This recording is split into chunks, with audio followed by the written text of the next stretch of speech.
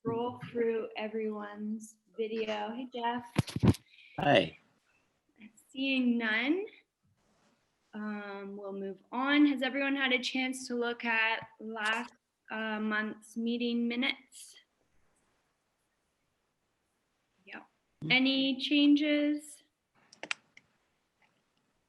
Can I just say, I think that they're excellent. There's a lot of stuff there, and they're just amazing.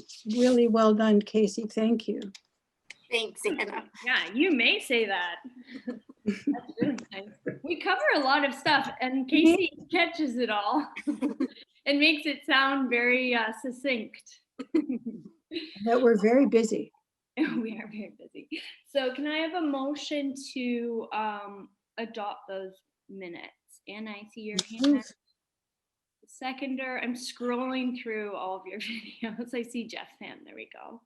Okay, so those minutes are passed, and I'm going to turn it over. We have delegates today from the Stratford District Secondary School Eco Club. So a few of you are new to the committee, I believe, since we think it was last year. Oh, everything's blurring together, but we made a financial contribution to the SDSS's Eco Club to help them purchase their cow composter, the compost cow. So they're going to be providing a bit of an update on how that project is going. So Sammy, I'm going to turn it over to you if you don't mind introducing us to who else is joining you. Sound good? Yeah, for sure. I'll actually, Joelle's in charge of that, so I'll pass it on to Joelle. Thank you, Sammy. Okay, so thank you guys so much for letting us present today. Me along with Sammy, so you guys probably already know her. I believe Chris is here as well. If you could give a wave. And then we have Kashish with us as well. And we are all representing the SDSS Eco team. So yeah, today we're just going to be giving you a little bit of an update on our compost cow, which you guys funded.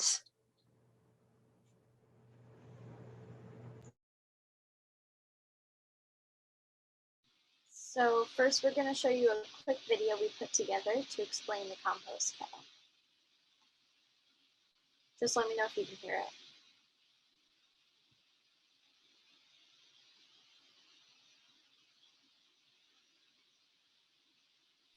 I don't think we can hear it, Sammy.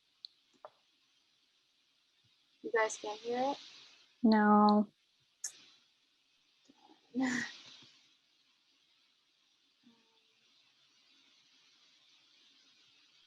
But we can read the captions.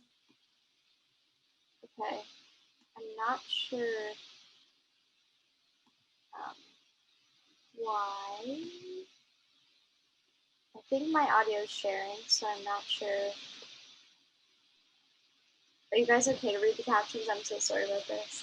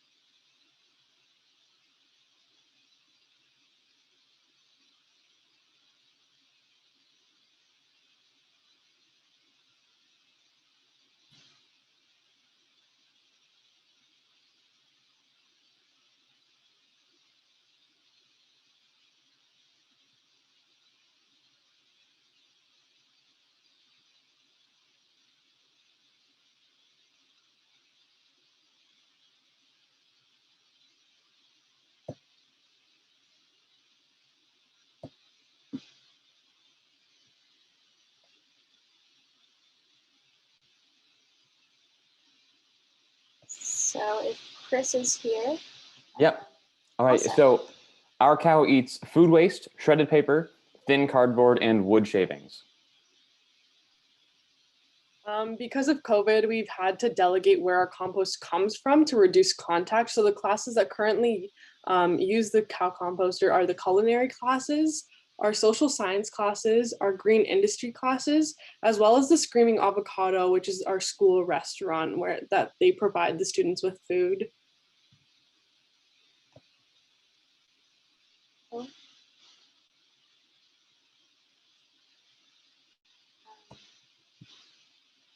Sorry, guys.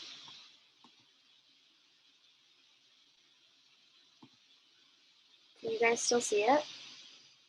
Yeah, awesome. So a quick update, the organics, so how it works is the organics have nitrogen in them and the leaves and shredded paper have carbon.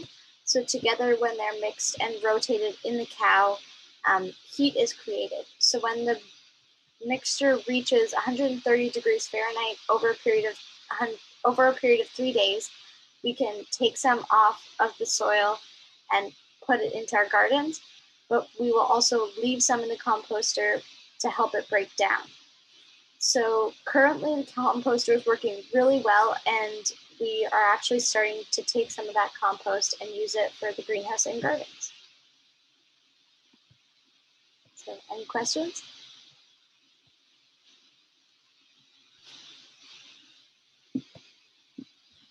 Sammy, do you want to field the questions, or do you want me to keep an eye and tell people when to go, when their turn is? Whatever you prefer. If you can see people, that would be great, just because, yeah. Okay, so I think I saw Anita raise her hand and then Jody. Oh, Yeah. you didn't, Jody? Okay, Anita. My question to Sammy is, it looked very awkward trying to load that big green bin into your compost cow. Do you have any, it might be easier if you were up higher, like if a platform was built that you could access that better. I'm envisioning if you're trying to have a green bin that's quite full of material, that would be very, very difficult to do and potentially dangerous to a person unloading it. I'm just wondering if you have any thoughts on that. As of now, we haven't had any difficulties with it for unloading from the Screaming Avocado and the cooking culinary classes. But it's definitely something we can look into and suggest. Okay, and Emily, I do see your hand up.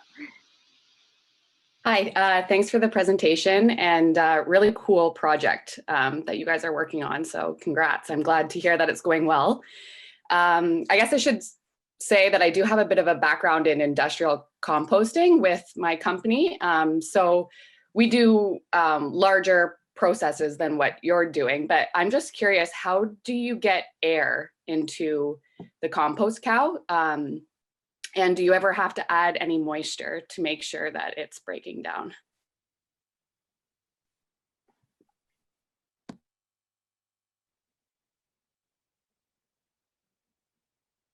Who wants to answer that?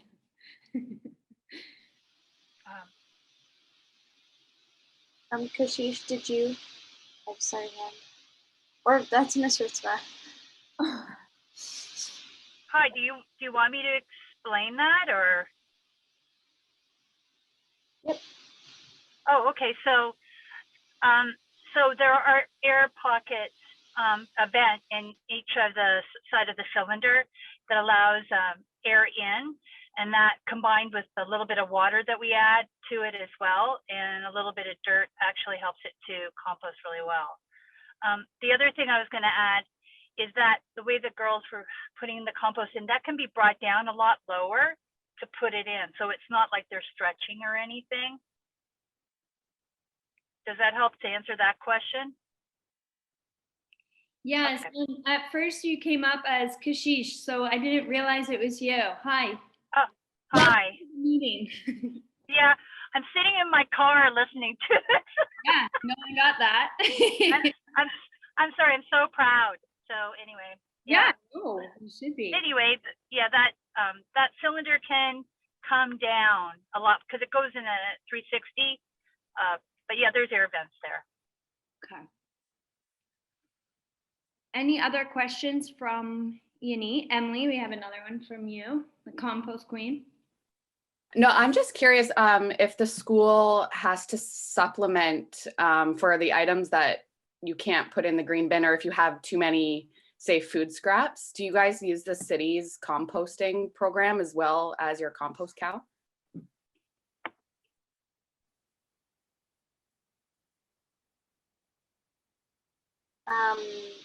No, we do not. Schools currently can't use the green bin program.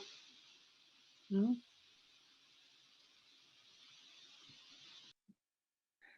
And Anna, I see your hand up. Thank you for doing this. It's wonderfully impressive. I just wondered, are you the only school or other schools following in your footsteps? And what kind of promotion or has been done to let people know that you're doing this? It's really amazing.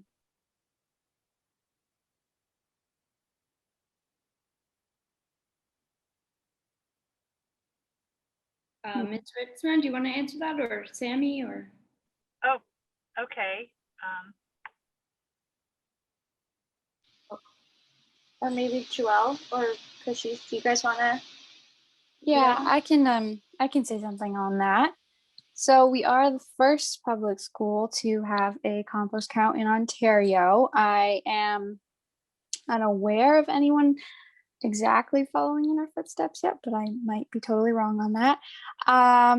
Yeah, and for the promotion bit, we're just starting to raise awareness within our own school. So we've done, I think we did an announcement today on it, I believe so, or at least, yeah, and we're promoting it on social media more. And then our hope is to kind of outreach into the community for sure. Great. Well, we have the opportunity with Mike Betts, I never know how to say his name, at the city to also do a post, you know, and or, you know, could even put something on the climate action page that we have there. So you could think about that if you'd like to use that. I think. Yeah, that's awesome. Yeah. To add to Joelle's point, the video that we created for this presentation, we're going to be putting that on our social medias and making sure the staff and students in our school are aware of it. And we're going to use that to get people aware of our compost cow. Well, then I might suggest when you post it that you tag the city of Stratford, the municipality, in it. And then they'll see that they're included in the video, and I can give Mike a heads up as well that we've partnered with you on this project, and so that he can share it through the city of Stratford's channels. Yeah, that's amazing. We don't have Facebook, so I'm not sure if the city of Stratford also reaches like Instagram and stuff, but we can forward that as well to him. Yeah, and they don't have Instagram as far as I know, but they're on Twitter and Facebook. So even if you sent me the video, we could put together a post. Awesome, thank you. And I thought I saw it on Facebook through the school. The school has a general page that they post from, so you could probably ask the, you know, just the SDSS general page. That would be a great video to put on there, I would think. Okay, I am scrolling through to see more hands up. Sammy, do you mind stopping sharing your screen just so, there we go. Okay, great. And is there anyone who is just on through audio that has a question?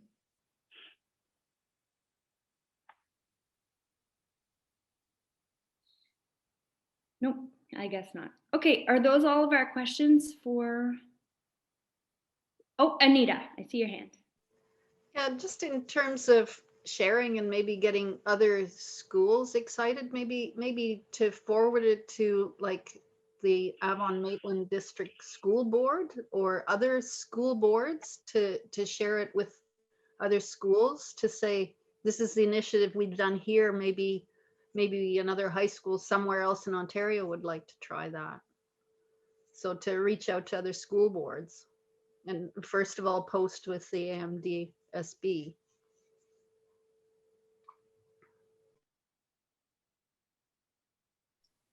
Good idea. Yeah. Oh, I'm hearing someone. Are there any expectations that you guys may eventually have enough compost that you'll have more than you can use on site?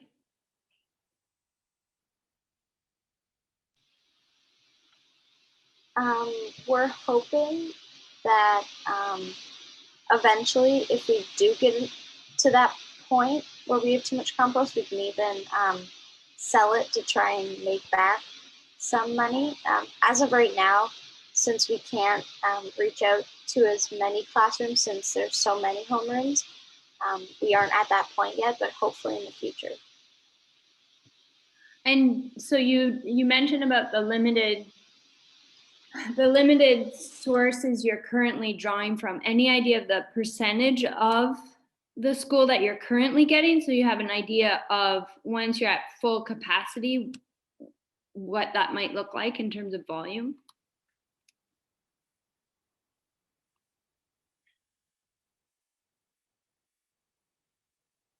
I think Ms. Ritzman might be the best to answer this one since she's been dealing with the compost.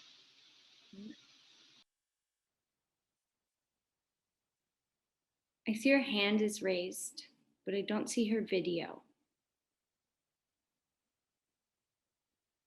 Yeah. Hi. The issue is that right now we're pretty limited on student contact. So we're only allowed to have those composters in certain rooms, and they're only allowed certain access to certain areas. And so most kids either they stay in their classrooms, or most they have to leave the property. So when we get back to a regular non-COVID environment, then the green industry classes will be collecting there'll be 2 in the cafeteria, 1 in the front lobby, 1 in the Screaming Avocado, and they'll be collected and be used within our own composting. So we're creating good nutrient stuff for our gardens. But then the rest that we can't maintain, it'll be picked up by the city.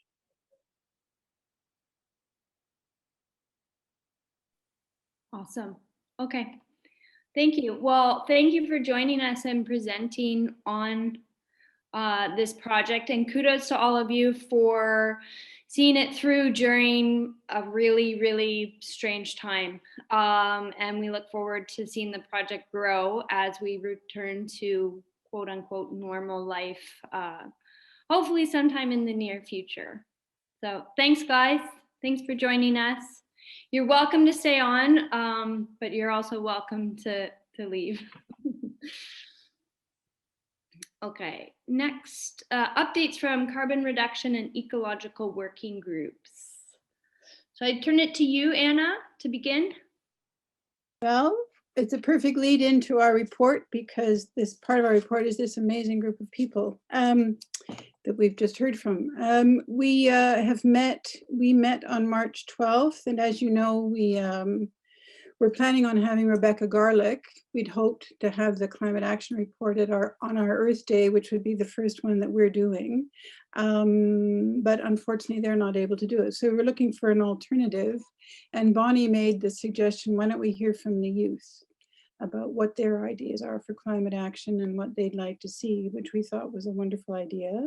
And I believe you met yesterday. So I don't know, Sammy, if you, our concern was this was really too rushed. We didn't know whether you'd be able to take it on, but I don't know, you met yesterday. How do you feel? What's the consensus on this?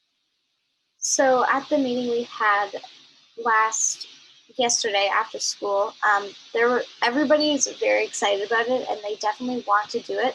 It is a little bit of a time crunch, but including April break, and we can't really go anywhere.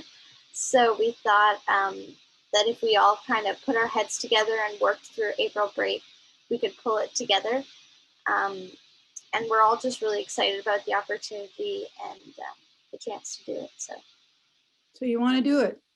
Mm-hmm. Okay, well, that's great. I know that Ms. Risma had reached out to a faculty person at the University of Waterloo, and so that would be part of the presentation too, as I understand it. Yes, we're hoping to have a guest speaker. I think it's fantastic. So whatever help you need, the committee is there to help. Thank you very much. makes me feel kind of weepy, actually. So we did meet with Mike, I'm going to get this right. We met with Mike B. To talk about how we would promote the activities. He's completely on board and will promote the webinars through the city. We also talked about how we might make the whole climate action issue more present on the city's website. So he's going to create a link on the front page so that so you can see that there's a climate action button that will link to the climate action page. He's also obviously continuing with the posts that we're putting forward to him. And also he will put together an events calendar so we can submit ideas so that there's an events calendar about environmental activities going on. There is a community group meeting tonight who's also trying to put together a kind of calendar, but there will be one on the city website. So Mike is completely on board and going to provide all kinds of promotional resources and support. And of course, Climate Momentum will do their promotion. We were searching for a name, but we didn't come up with a very exciting name, and Climate Momentum suggested, why don't we just call them Climate Action Community Meetings? So that's what we thought, because that's what they are. What else did we have to report on? Emily Skelding, I don't know whether you wanted to say anything. She's done an amazing job of coordinating with the city. So we'll be using the city's Zoom account, and also Wellington Water Watchers have offered some assistance with their experience in doing Zoom meetings. And I don't know whether you have anything that you want to say on how we're going to handle them, the meetings at all, Emily? Thanks, Anna. I have been talking with Tatiana, so although I'd like to take a lot of credit, a lot of the kind of background stuff will actually be done by the city, as far as we'll give them the information. They will kind of put everything together, and then we'll run our webinar with their support in the background. So it's going to be good. So we're set to go, I think, on all fronts. So we'll do April 22nd, Earth Day, with this wonderful group of young people. And then Mike Sullivan is an invited Dr. Eric Miller from York University, who is the director of the Ecological Footprint Initiative. And he will talk about, he's giving a seminar, I think next week perhaps, on pathways to a carbon neutral economy. So it'll be about greening the economy. So that is the idea for May. Can't remember if we set an exact date for that, Mike Sullivan. We did not set it. We did not set a date, but I was going to consult with Dr. Miller about what dates he's available before we pick one. So okay. I'll try and aim. I think we're doing Thursdays, so I'll try and aim for Thursday, but we'll see. We'll see what he comes up with. Okay. And June is still a question mark, although we'd asked if Ecological would take that on. Our thinking was that we would still try to hang on to the idea of presenting the climate action plan and have the new climate change coordinator there, but there's obviously no way of knowing when that's going to happen. So, well, and Craig and I had been in conversation with the Stratford Field Naturalists about a presentation in June on invasive species. And that was with an Upper Thames staff. That timing was based on feedback from him. So that is tentatively lined up for June. I can send you the exact date. Well, maybe we should just go ahead with that, and maybe we have a special meeting if the climate change report actually gets submitted. We can do that before the summer break. Okay. Yeah, it'd be a wonderful problem to have to add an extra date to have that presentation. And by then we'll be so experienced at it, it'll just be.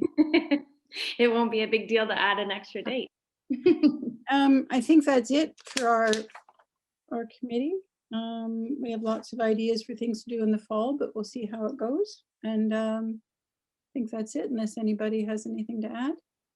I do want to add, during that meeting with Mike, we talked about the fact that there's lots of other environmental programming going on. So one of the things that we discussed in that meeting, and I've mentioned to some other environmental groups or individuals, is the possibility of if an event is being planned, that they could partner with the Energy and Environment Committee to access some of that city promotion. And would I see that looking as an event being sent our way, and then the committee by email says, yeah, we want to partner with this, and then we give Mike a heads up so that it can be included on the city's event calendar. But just in the interest of more awareness of the programming that's already going on, and we're a committee that exists, so why not help with the promotion of other educational things that are happening.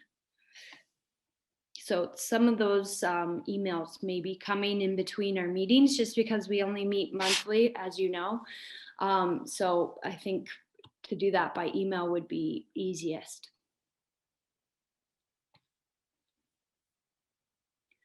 Okay, Casey, I forgot to mention to you that Vonnie emailed and said he'll be joining the meeting late.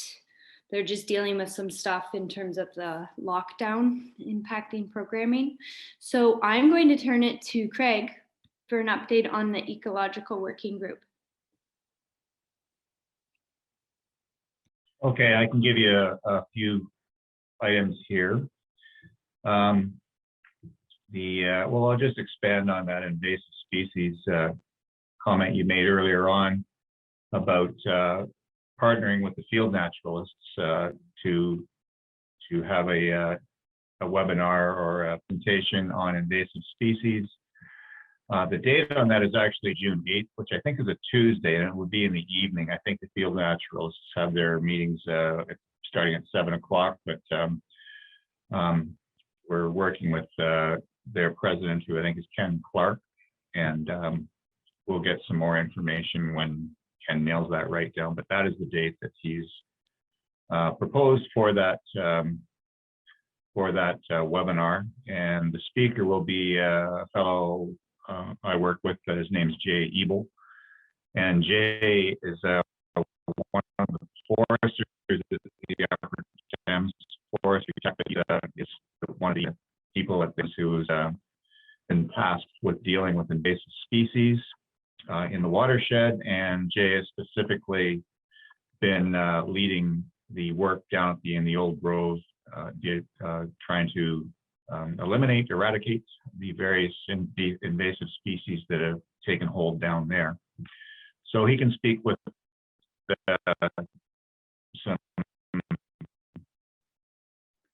You're cutting out a bit, Craig.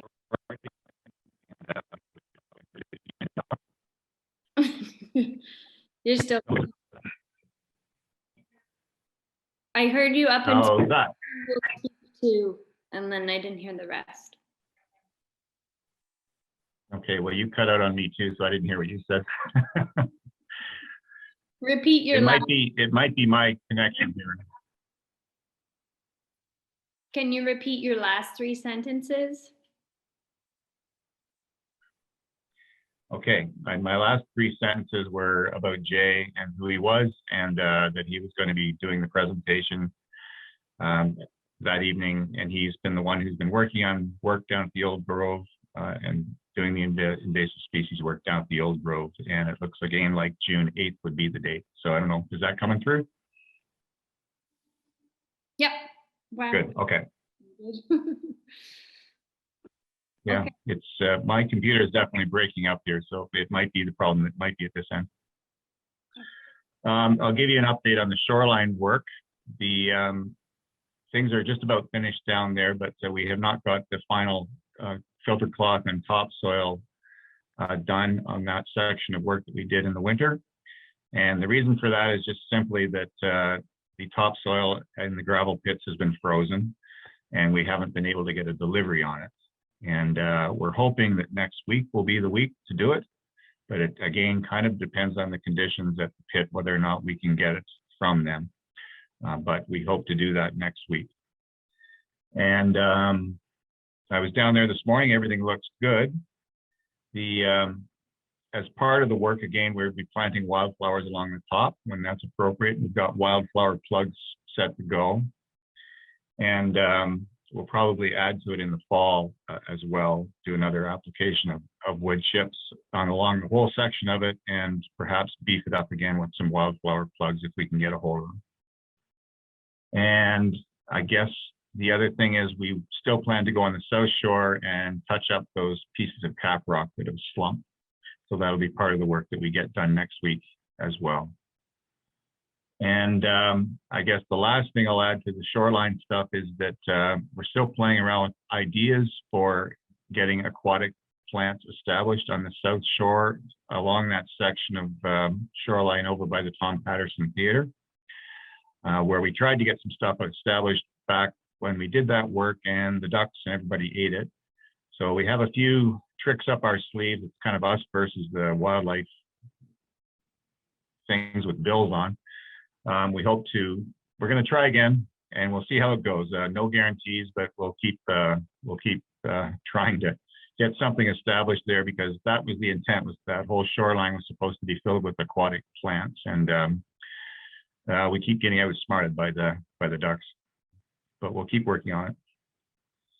I think that's about it. Bonnie, I guess, is not here, but he was going to mention something to the effect that he has been working with Quinn on getting a site for tree planting. I think he has 200 trees set to go in the ground, and between the two of them, they have got something up set up. I think either at the dog park or another location, but he was going to report on that. But I think that was the gist of it, that he and Quinn are putting their heads together to come up with a good location for that. I think that's about all I have at this point, unless there's something else, Jody, that I've missed. Okay. Jody indicates you haven't missed anything. Any questions for Craig before we move on? Nope. Okay, so that leads us into 2021 budget allocation. I wanted to make sure we talked about this early in the year, because as you know, each year we're allocated a set budget, and this year it is $18,500. We haven't spent anything yet, which is typical, because in part, 10,000 of that budget is set aside for an Avon River project. And as we just heard, obviously, it's not the time for a new project there to be underway.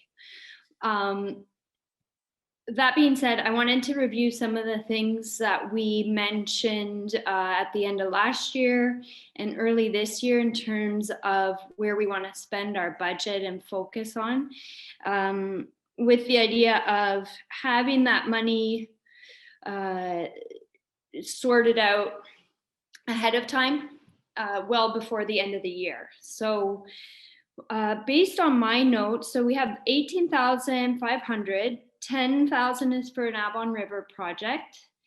And then other projects that we had discussed. Hi, Bonnie, good timing. Hi. Were invasive species work again at TJ Dolan. And I think we marked that around 3,000. None of this is set in stone. I'm just reviewing it with you guys. The low impact development project at the skate park, which we contributed, I think it was 3,000 last year for the design work. And we talked about a similar amount this year to get that underway. I see Vonnie nodding his head, which makes me think that's a reasonable number to earmark for that. And then these webinars that the carbon reduction group is working on, wanted to check and see if there might be any costs associated with that in terms of honorariums or tech support or whatever. So Anna, can you weigh in on if there's any expected costs with the webinars so far? Excuse me. So far, we don't really foresee any costs. We have use of the city Zoom. And I don't the only issue would be honorarium, really. And I guess for invasive in June, we wouldn't have honorarium. But maybe there would be an instance to use honorarium for the youth project, Sammy, for the guest speaker. I don't know whether Ms. Ritzman would like to offer that. And I think Dr. Miller is refused an honorarium, right, Mike? That's correct. So we may need some honorarium for whatever we're doing in the fall. So maybe set aside. In years past, when we were able to hold public events with guest speakers, I think that we usually had an honorarium of about $75. Yeah, Casey's nodding, and usually some chocolates too. And sometimes the guest speakers refused as well, but that was kind of our going rate for guest speakers. So why don't we set aside kind of in our mind about $200 or $300, $100 or $250 or something. Yeah, something modest. Yeah. Okay, and I just looking to tree power coming up in 8 days. I thought it would be nice for the volunteers, including some of you, to provide some refreshments, especially for that morning shift that starts at 8 a.m. So I wondered if the committee would be in favor of a small amount of money taken for refreshments for those tree power volunteers, like coffee and baked goods. I'm thinking like, I don't know, over 2 days, maybe $100. Maybe that's really small amount. I don't know if that's an accurate estimate, but does anyone have any? Bonnie? How long are they volunteering from? Like what time is it from? So on the Friday and the Saturday, it runs from 8 until 4. And most of the volunteer shifts are 4 hours. Some are 2. Oh, okay, because I was thinking we could get them pizza or something. Yeah, like when we've done things before, we've provided pizza and maybe a pop or something. Yeah. Yeah, the Upper Time sent out a notice to the volunteers today saying like to bring snacks and drinks, lawn chairs, those types of things. What I was thinking was it would be nice to have coffee and baked goods in the morning, trying to keep it low to zero waste, so that we don't have a bunch of people arrive with takeout cups, like disposable takeout cups.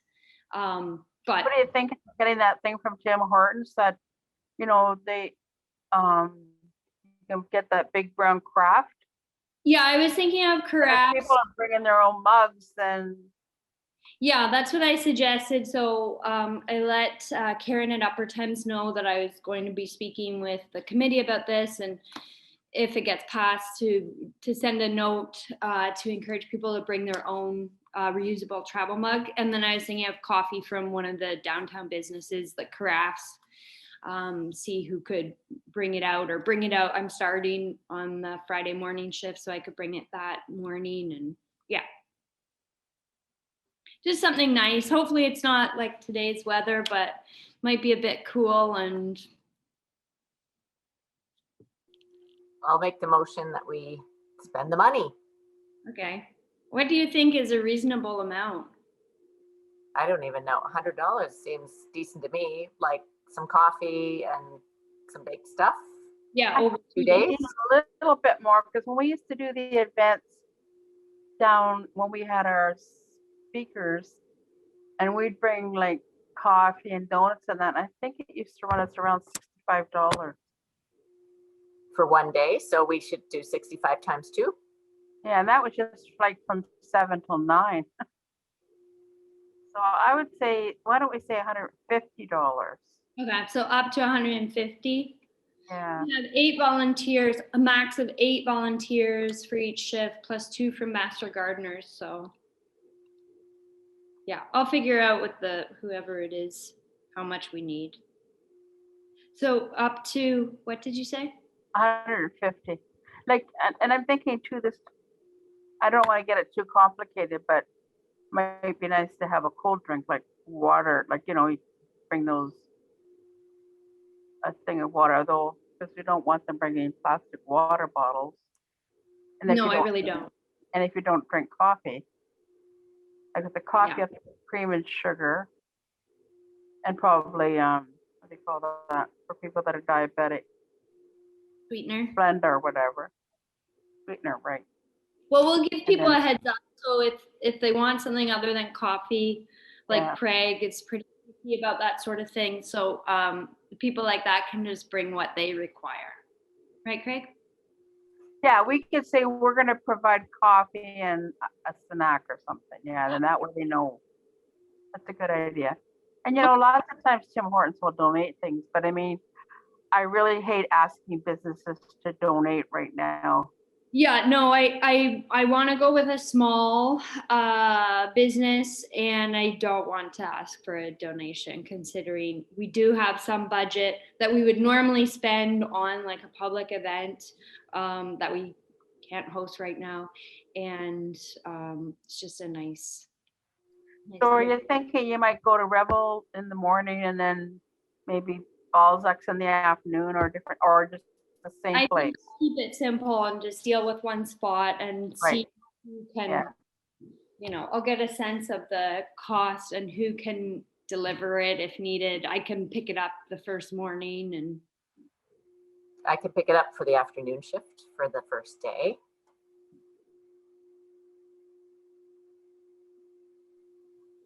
sorry. Yeah, okay. Well, I'll arrange that and let you guys know. Does that sound, oh, but we have a motion on the floor that we need to. For up to $150, was that the, So that's Jody, seconded by Anna. Any questions or concerns? Like, please. No, all in favor? Aye.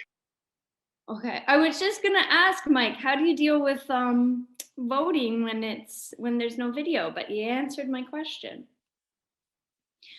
Does anyone, going back to the overall budget planning, does anyone have anything else that they want to flag for potential projects in 2021? Sammy?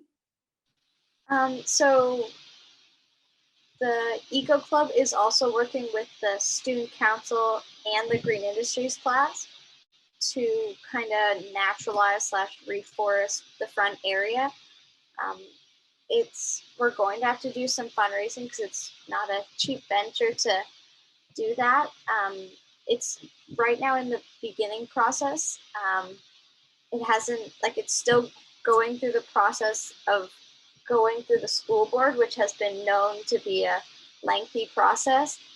So it hasn't gotten through yet, but I just thought I'd put it, since we're talking about budget, potentially. We haven't even talked about it yet, but just since we're talking about budget, maybe just keeping it on the radar. Sure, yeah, and no real sense of how much that might be at this point, eh? We're not sure yet. One of the teachers has offered to donate mulch and benches, so that's a great cost taken down. But again, it's really kind of in the approval stages right now. But I can, when we hear updates and stuff, I can pass that on. Yeah, and I'll mark it down as a potential project in 2021. I see Bonnie, your hand is up. Can you hear me?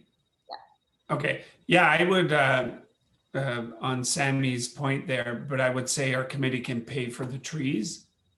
Because I know I was talking to Ms. Ritzma about that, so we can make sure our money goes to the trees that they need. Okay. Again, not knowing, without a plan, we don't know what the cost would be. Right. And Bonnie, while you're unmuted, Craig provided a bit of an update from the working group, including 200 trees that you're working with Quinn on. Yeah, now with this emergency break, we just got an email that whether that's going to happen. We're shooting for April 24th. Okay. So that might, yeah, I don't know. But And that's the idea. It'll be in the dog park area. is that budget from last year or coming from this year? That's coming from the city. The city is, okay, okay. And they're covering the cost for 200 trees? Yeah. Okay. Okay, anyone else have ideas or suggestions of this budget? Craig, the 10,000 for the Avon River, obviously that's doable for this year. You don't see any issues with that? You're muted.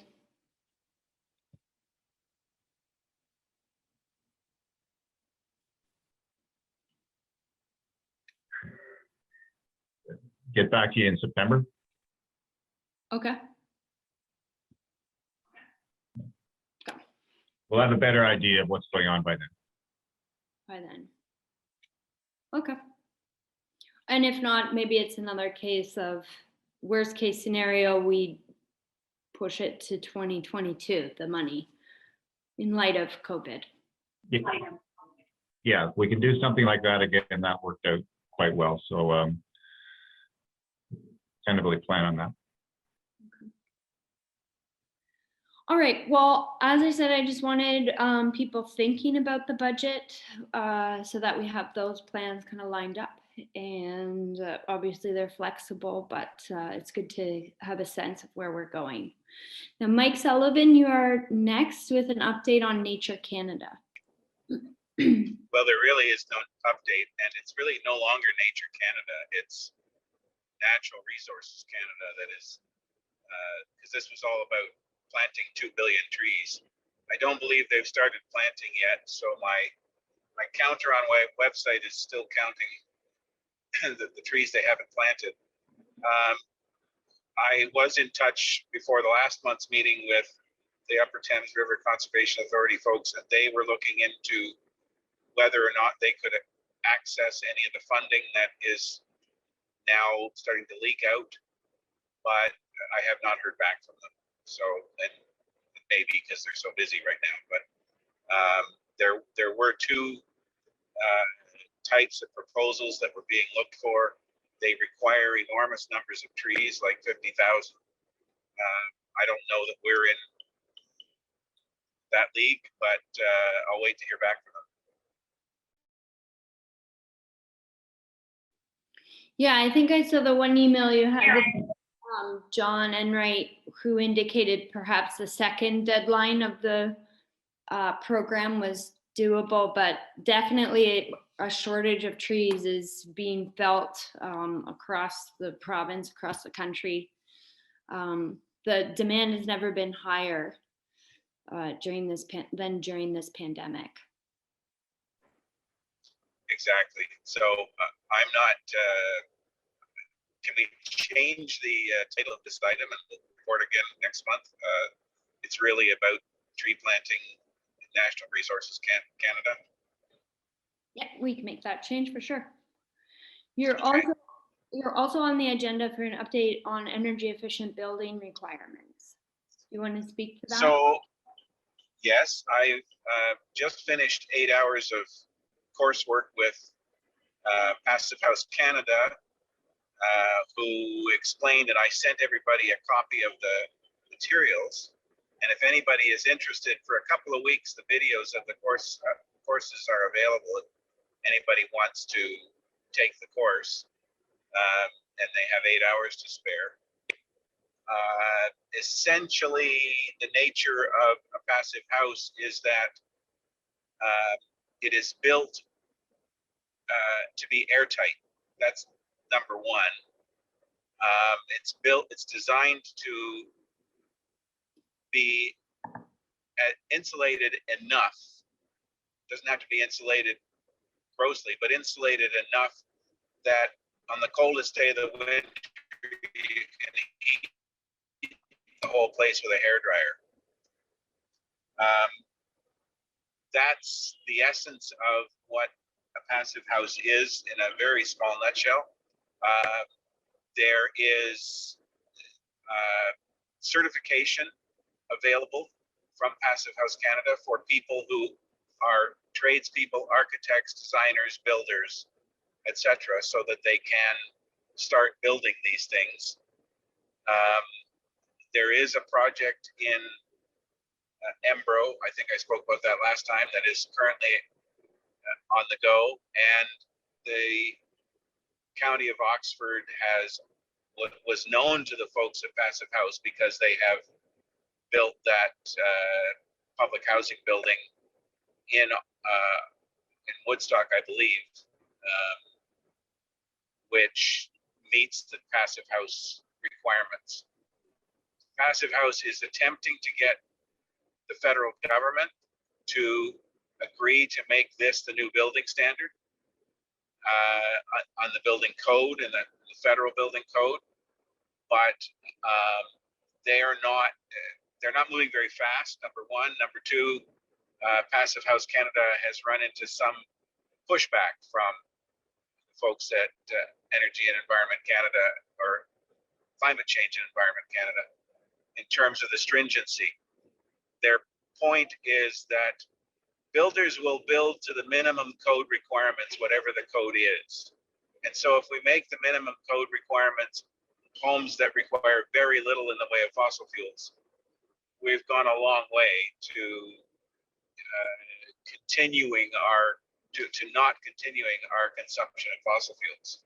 There is also a Passive House standard for retrofits. That was not the subject of this course, but I've asked for some information on that. I note that there's still an outstanding request to the city. I haven't seen any feedback yet back from the city as to whether or not the city can, under Ontario law, require builders to meet a standard that's not Ontario law, in other words, a Passive House, and whether they can provide incentives for builders who do. But that was the intention of my original motion, and I thought the city was going to get back to us on it. Anyway, I've spoken enough. Somebody else can ask me. All right, I'm looking for raised hands to ask you questions, Mike. Jody, oh, Jody. Yeah, I was just going to make a comment. And again, I don't know for sure, but my impression is that we can't make stricter requirements on the Ontario Building Code, but we could provide incentives. So we can't require them, but we can say, you know, that there may be certain types of incentives that are allowed. So it would be more of a carrot kind of thing. And what those are allowed to be, I would have to find out, because there's probably lots of rules around those as well. But Whitby, again, they've gone through a program where they do have incentives like, I think it's like your application will go through faster if you're, applying for, level B or C or whatever. Just those kind of things that aren't necessarily monetary incentives, but other types of, you jump the queue if you're going to be doing something that's, environmentally friendly. So they have levels and so on. So there might be something that we look at as well. But other than that, I don't know for sure. I just have a feeling the Ontario Building Code that's that, and it's not flexible. Something I think of, Bonnie was mentioning that Upper Thames worked with the City of London to host training with landscapers to help educate them on like rain gardens and other LID projects, right, Bonnie? And it was offered at a subsidized rate, the training, and it sold out, right, Bonnie? I think. So I wonder if something similar, working with developers, contractors, or offering some kind of incentive to take training might be a good start. Bonnie? It would be I wonder if we contacted Saba and maybe at one of their monthly meetings or something. Yeah. Mike Sullivan, you were going to. Or I guess it would have to be separate, but maybe. Yeah. Mike. There's certainly training. Yeah, there's certainly training available from Passive House Canada in all aspects of making passive houses. It's not free, but it's not very expensive either. The issue is that builders won't build except to the minimum standard. In other words, there is no, if the code says they can build a house, I'll give you the example that the code 20 years ago said that there was a maximum number of air changes per hour in a home being built in Ontario of 5.5 air changes per hour. A passive house standard is 0.6 air changes per hour, which is a dramatic difference. And it's really the only way we're going to tackle greenhouse gas emissions is by making sure that our homes are that efficient. But if a builder is, the current code I think is 3.5, and if a builder says, why would I build 0.6 when I can build 3.5 and it'll cost me a little bit less to do it, and the market's so competitive, I have to build the cheapest house. The only way around that is for the city of Stratford to find some way to either incentivize or penalize builders to build in a way that is more energy efficient than code. I don't know, because the city is in charge of planning, not the province. And so whether or not this was the answer I was hoping for from the city's planning department, is whether or not the city could indicate to builders that they will not approve plans that are for non-energy efficient homes, period, end of story, and just like see where that takes us.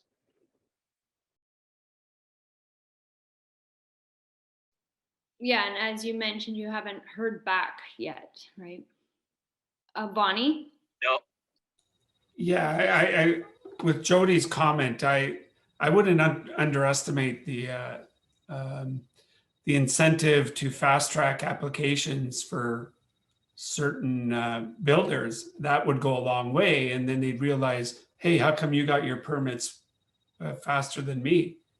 And that makes a difference. So I wouldn't underestimate that method.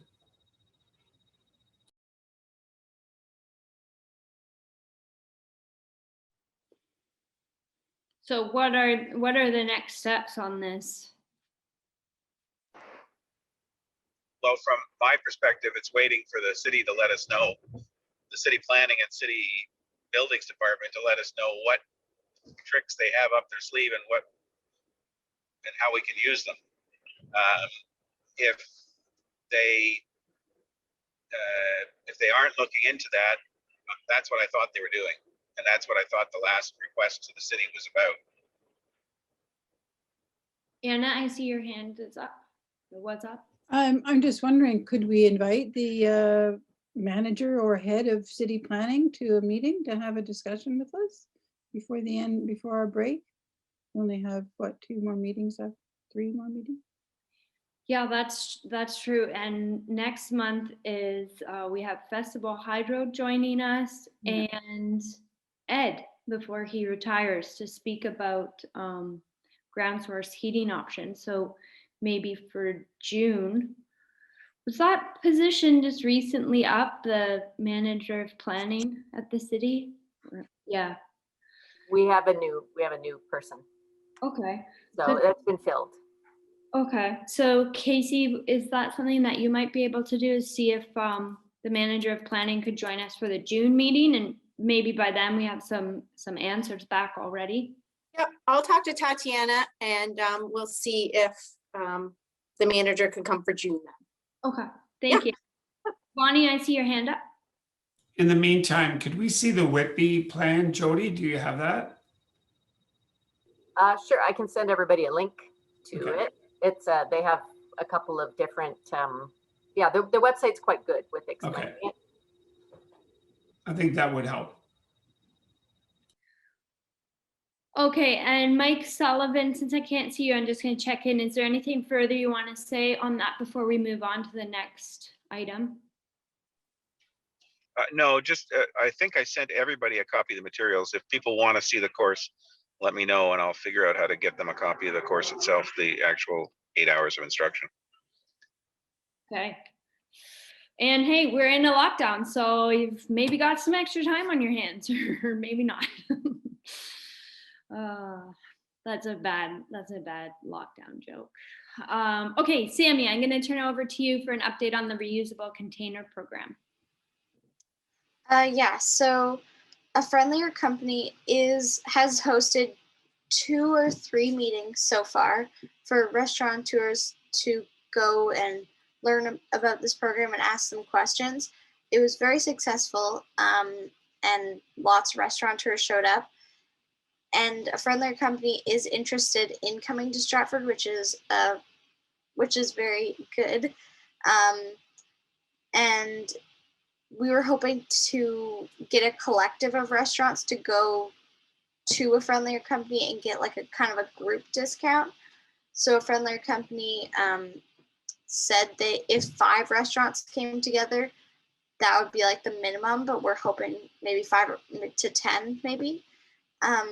There are restaurants that are interested. We haven't had anybody sign on yet just because we're not at that point yet. But A Friendlier Company has brought sample containers to interested restaurateurs. They brought them yesterday and I think the day before. There's also a couple containers at Destination Stratford for restaurants that just want to go and look at them. And yeah, that's currently where we're at right now. We're going to host another information session in a couple weeks on Monday. So that'll be good to get some more knowledge out there about that, but that's where we're at. Okay, and this is all around the idea of finding a way that containers can be reused for restaurant takeout. And so Sammy and Vicki Lass, who's with OMAFRA, have done research into different companies that could offer this service to restaurants. And the feedback that I've heard is really promising, and that there are definitely restaurants in Stratford that see this as a good program to join. And I think pairing up with Destination Stratford is really, really smart. We also have a committee of just people from all over Stratford who were interested from the beginning with this program. Since A Friendlier Company came to Stratford, which is amazing, we're trying to focus on doing some research into other companies because that company doesn't work for all of the restaurants in Stratford. So there's subcommittees within that committee if you're interested in dealing with communications or research or even working with the alfresco program. So if anybody here wants to join one of those groups, we're in the process right now of forming those subcommittees and deciding on meeting dates. Awesome. Yeah, I've had a few conversations about what the takeout containers should be made from, and follow a few companies on Instagram that offer a similar service. So it's amazing that there are options out there now for restaurants and patrons that want to reuse containers. That alone is progress. Any questions for Sammy? Okay. Mike Jorna. So Mike sent out a draft of the recommendation after the presentation that we received about phasing out Ontario's gas plants. And I hope that you've all had a chance to read it. I'll turn it to you, Mike, to just describe how you crafted it, and then we can take any questions or concerns after that, okay? Yeah. This is aimed not only at the province, but also at all the other municipalities in hopes that they will join on, because that's the way you do get things done at the provincial level, including particularly the AMO and OSM and some of the other municipal organizations. What I did was crafted in pretty much the way that they like to get their resolutions at AMO or OSM. And that is to basically tell the story behind why you're trying to accomplish with the resolution, what it is you're trying to accomplish. And then an operative statement, which in my case was that it be resolved that Stratford strongly appealed to the government of Ontario to immediately take steps to replace gas-powered electrical generation with non-carbon-based sustainable alternatives. And a further be it resolved that other municipalities and their organizations get involved. So if you had a chance to read this and you're reasonably okay with this, I would like to send it along to our own council for their consideration. And Jody and Bonnie would know that so often when they get one of these, they, as a council, decide to make some minor changes to it. But, you know, it has to start from somewhere. So here's the start. Wonderful. Thank you for taking the time to do that, Mike. Emily, I see your hand up. The comment.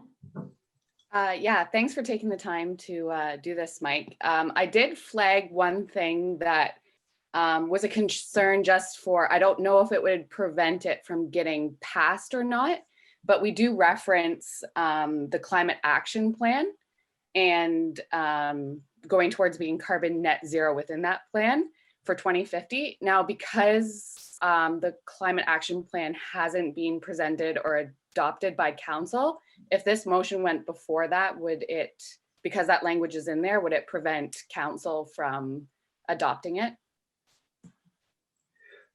I certainly gave that some thought, Emily. Thank you very much. And in the third whereas, I think I dealt with it by saying that along with other municipalities, Stratford has declared a climate emergency, which I think is factual, isn't it, Jody? Why? Yeah. And then I said, is committing to a carbon net zero goal. It hasn't yet, but is in the process of going there. I thought I was covering it then, but maybe you're right. Maybe it would be better without that part, without that statement. Back to Emily.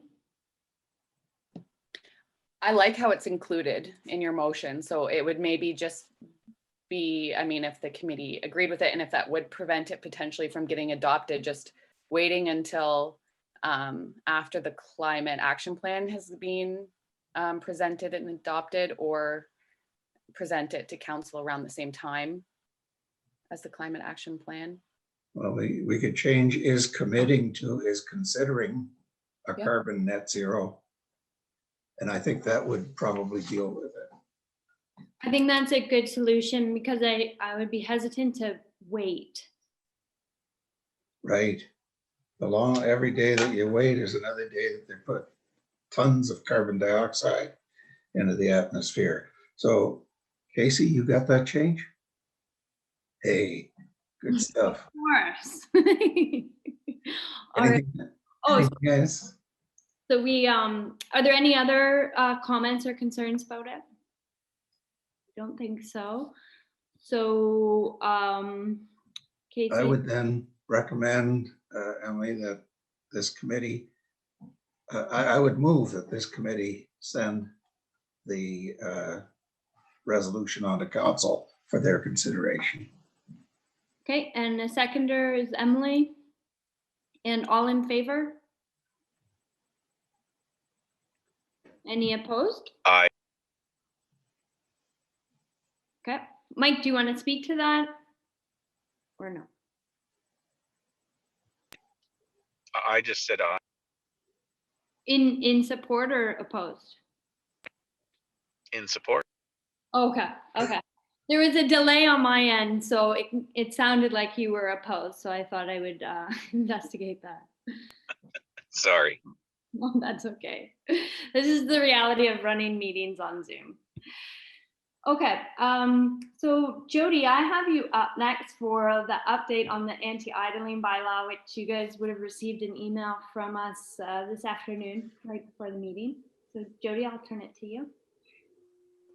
Yeah, so there's a few things for updating the idling bylaw, and I think Bonnie had mentioned these before. We're recommending that we switch it from 5 minutes of consecutive idling to 1 minute, and that's in line with quite a few other municipalities in the province. The other change that we're suggesting is that we expand the definition of vehicle, or the vehicle type of vehicle covered, to include small outdoor motorized equipment, including snow blowers, leaf blowers, lawn mowers, etc., so that people wouldn't be idling them for no good reason. They're two-stroke engines as well, which is even worse probably than a car idling. What else do we suggest? Oh, yes, we removed the temperature requirement. So there is no ambient outside temperature attached to the idling bylaw. So those were our recommendations for the updating of that bylaw. And then the other thing that we wanted to do is to recommend an education and enforcement campaign, similar to the recent school zone safety campaign.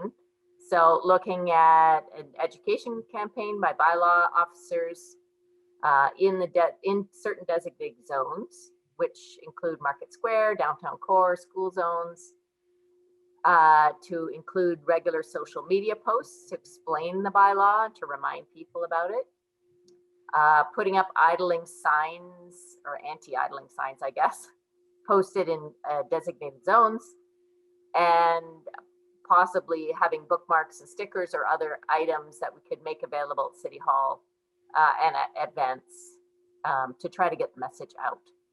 I also like the idea, and I think actually when the anti-idling bylaw first came out, there were stickers and other things that they were provided, and also signs for schools.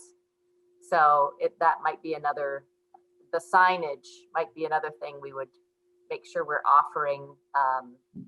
Even the possibility, I was looking at Burlington, and they offer signs. A business could buy a sign and include on there the number to call for the bylaw officer to come to report any idling. So that might be another thought. Sammy? I know I'd be very interested in getting signs for anti-idling at the schools, because I know drop off and pick up, there are a lot of cars sitting there. So I would definitely be in support of getting signs for schools. Yeah, now obviously there's costs associated with that signage. So what department would that come out of? Well, the infrastructure, right? Infrastructure planning and I can't always remember the acronyms. IDS department. That would be an ask, I suppose, if we did do. I mean, it wouldn't be a huge budget item, so maybe it would fit in under, unsundry projects or something. Okay. Mike, Jorna, and then Bonnie. A question to you, Jody. I read it, I must admit, rather quickly. I don't recall it addressing the idea of long-term idling in the drive-throughs, where,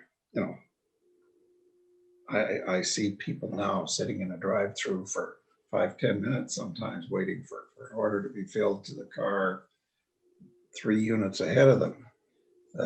Personally, I refuse to use a drive-through, and I wish everybody would, but it is a real idling pollution problem.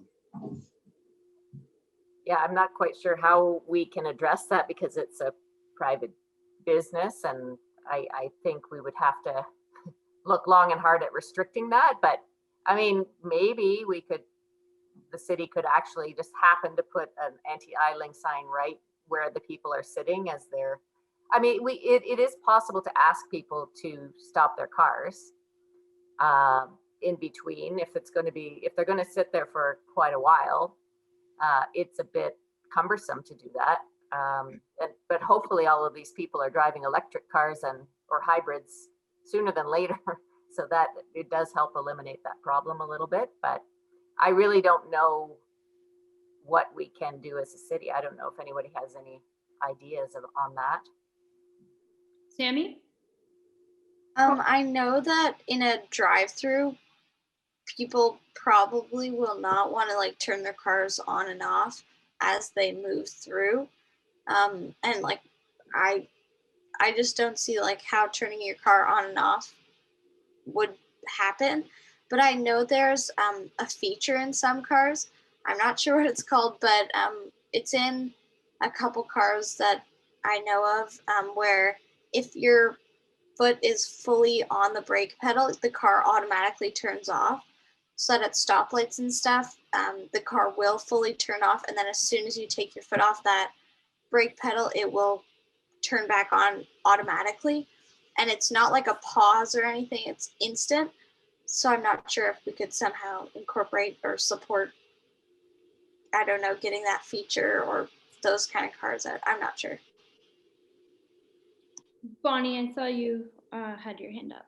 Yes.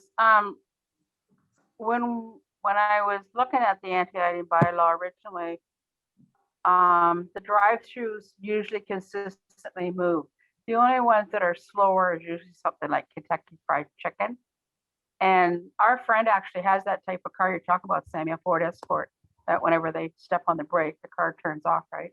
So there was some cities looking at that they were going to stop any new drive-throughs happening, but that never really went anywhere. And I think a lot of it's because, you know, families with children and maybe older people and people with accessibilities, it was good for them. I mean, the idea was, you know, to run through, get a coffee. I use them myself because of my back, but I have been in very long ones, and the longest I ever was all the way out to Erie Street and around took 7 minutes. But you're constantly moving, right? So, and I used to think, well, that ain't bylaw was 5 minutes, but now that we're changing it, but still you're constantly moving. And but I really liked Jody had sent us a link to the Burlington one, and what I liked on there was they even recorded you know, if they talk to people or if they actually find people. Because as far as I know, this came in to be in 2001, and I don't believe anybody's ever been fined. People have probably been talked to. I know we have pamphlets. And at City Hall, we actually have the stickers there that you can put in your window. And we have the pamphlets that Perth County Greenworks made up. So we're going to have to change them once the bylaw, not the actual sticker, but the pamphlet will have to. Yeah, And I put them on the odd car. I think I'll still have that somewhere in my Perth County Greenworks stuff, rather than have to retype it. But Chris, I know you're on the call, but this is just as a background. There you are. As a background, this was one of the things that an action item that came out of the climate action plan. And at our last meeting, we volunteered to look into it. So I haven't sent it to you yet, Chris, because I wanted this feedback, but as you can hear, it's being worked on. And I encourage everyone to look at the City of Burlington's idling page, because they have on there numbers of how many people have received tickets. I really enjoyed seeing those numbers. Quite satisfying. Because, yeah, I know. I don't know why. Being enforced. So, yeah. But Chris? has that made a difference, Emily, the ticketing? I couldn't answer that for you right now, but yeah, that's a good point. Chris, I see your hand is up. Yeah, thanks. Through the chair, I did actually receive the draft bylaw beforehand. It was just forwarded to me to take a look at. I just wanted to thank everyone for taking the time to do some research on this. Just a couple of items to clarify. I know it was mentioned that the 1 minute was frequent in other municipalities. Was there any sample wording to reference those small outdoor equipment in terms of a definition? Or was that something that I'm just not, because it is, most bylaws are generally more directed towards vehicles.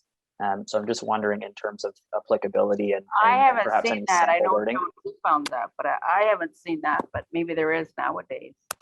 I'd be pretty hard, I think. We came up with that ourselves. We're very creative. So I hadn't seen an example of that wording. I almost think it would be, you could get the wording to define that from other bylaw, like a noise bylaw or something. I'm not sure. Like it's a 2-stroke engine. Maybe it's called the 2-stroke landscape equipment. Does that sound official? Very. Or snow removal equipment that uses a 2-stroke engine. I'm not sure how we could enforce that myself. I was a bit worried about that section because, you know, you have companies that are going around doing but they can landscaping in that. But if they're running, if they're using it, that's fine. Like this is talking about idling. It's starting it up and leaving it sitting there. And I mean, we have had a couple of complaints this year about that happening.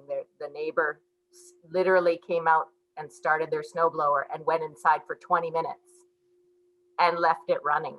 So it would just give, it's more, I think, a complaint-based thing. If a neighbor, also like somebody running a leaf blower for a long time, or those kind of things, maybe this gives somebody some teeth for neighbors who are kind of abusing that, whatever it is, to be able to contain that. I didn't put that in our bylaw, but in Toronto, what they actually did is they actually had a form back then, and the neighbor would keep track, and then they would send it into the city. But a lot of people don't like that because it's like pitting neighbor against neighbor, but really, it's the only way you can get it reported. Well, now somebody can just take a video on their camera if they wanted to for 2 minutes or 5 minutes to show what was going on, I guess. But yeah, I think it's worth putting in there. I don't think we're going to have bylaw officers going around looking for people doing this, but it gives people a chance to report it if it's a problem in their neighborhood. Well, and also, Jody, like as part of the education campaign, that we talk about it being part of it makes people think about it, and majority of people follow the laws, so it may cause behavior change. And yeah, I don't see us having bylaw officers going to people's houses monitoring leaf blowers, but I think there is benefit to including it in this. Chris? Through the chair, yeah, so my only concern is, again, just coming back to the enforcement and not seeing it as something that other municipalities have done. Not that we can't do things that others haven't, but it's harder to explain and provide background on. I certainly agree that it's something that could be included in education as something, again, just providing awareness and getting that out there. But I would be hesitant to include it, again, just because of the focus on vehicles in terms of idling. And the only other piece in the bylaw, just in terms of clarification as well, the removal of the exception of the temperature, was that again something that we found was common amongst other comparators? Toronto did that, and it's wrote right in there. That's where I got it from. Toronto removed the temperature, and they took it down to 1 minute. I can look around to see. I didn't really look to see if I could find the small landscaping motor. I mean, I know some places have bylaws actually against using them for certain lengths of time and so on. So I can, that they're not anti-idling, but they're other types of bylaws. So I'll have a look around and see if I can find something that's comparable. Okay, that'd be great. And certainly if there's anything further, you can always feel free to reach out to me directly. Again, just because I know it was mentioned earlier, meeting once a month tends to potentially slow things down. So we can certainly stay in touch throughout the next month on this. And I think in terms of next steps, you know, if we can consider the expansion of the motorized equipment, I don't think any concerns with the 1 minute or the removal of the temperature. So depending on, again, that discussion around the motorized vehicle, we could certainly start working on a report to amend the bylaw. And just touching on that, an education campaign would be undertaken. I think it would also be worthwhile. I can try and start discussions with IDS in relation to sign costs and what that might look like for placement, just so that we have an idea on that information moving forward. You know, again, the biggest piece comes back to the capacity to enforce, and we are limited in that area. So it's going to come down to the education being, I think, the biggest contributing factor to this, and being able to get that information out there. And I certainly think that this committee could be helpful moving forward in terms of that aspect, even just looking at the mention of the bookmarks and stickers and pamphlets being something that the committee could perhaps take a lead on designing, or looking at ways to get those put together. Okay, that sounds good. Chris, did you have an ideal time of when this would be finalized? Through the chair, I don't at the moment. It's something obviously that we want to keep moving forward. So you know, I think we'll do our best to stay in contact and try and get some information on if we can find comparators or some sample wording with relation to that motorized equipment, and then perhaps we could. I can try to perhaps have something prepared for the next meeting in terms of a draft report. And then that way the committee has a chance to see that before it goes further. That's kind of where I'm at right now in terms of just a preliminary timeline. Okay, and if anyone else on the committee has any, Bonnie? Just wondering, an idea came up that any enforcement, maybe a surcharge can be on any ticket to plant trees. So any funds can go to planting trees. What do you think about that, Chris? Creative? Yes, that's something I think that we could explore. Again, it's probably something, I'm not sure we've done something like that before, so would have to check and see how that would work. But definitely something I think that we can discuss further. Might make it more palatable too to the people receiving the ticket. Or less, who knows? Okay, what I was going to say is if anyone has any other comments about what we sent around, feel free to email us, and Bonnie, Jody, and I will continue to work on kind of finding some of those definitions and refinements to it. And Chris will be in touch for sure. Okay, the next item is the ground source heating options. And so that's deferred to May when we're hoping that Ed is able to join us. And you likely all saw that Kate sent her regrets with an update. I'm just trying to open that. Update for meeting today. so the Canadian Federation of University Women has put together this fact sheet on food waste. And as a bit of a backgrounder, we partnered with CFUW in the past about reducing waste at events.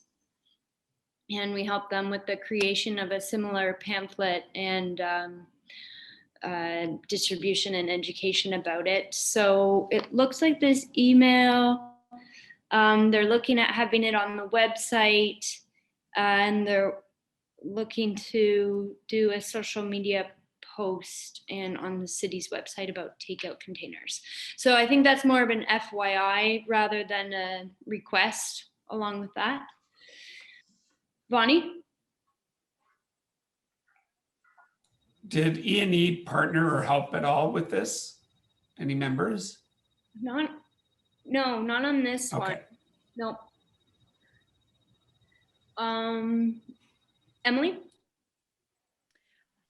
Just as a follow-up, did we put some money towards this that Kate had requested a couple meetings ago to create this piece?